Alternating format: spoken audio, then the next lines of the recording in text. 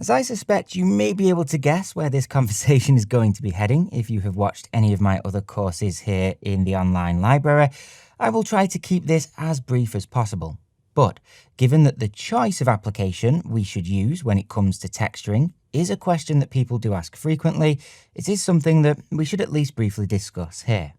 Simply put then, there are many options open to us when it comes to working up the textures that we want to use in a level.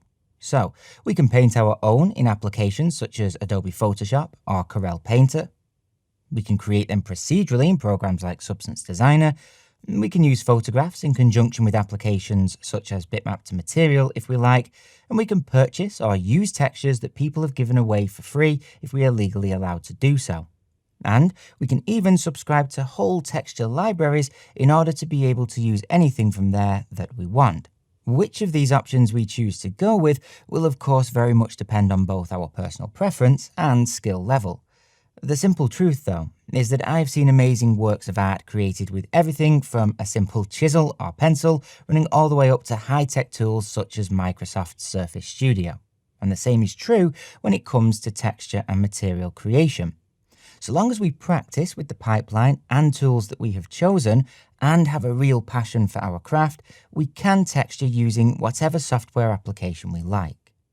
There are, of course, advantages and disadvantages to all of the approaches that I've mentioned here. And so for this particular training course, I will focus on taking a look at how we can use Unreal Materials along with bitmaps.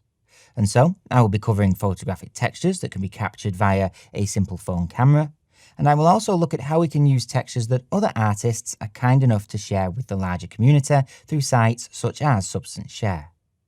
I will, of course, be using Allegorithmic's Substance applications for the course, although you should be able to transpose the information that we will cover over to other websites and applications should you have a need.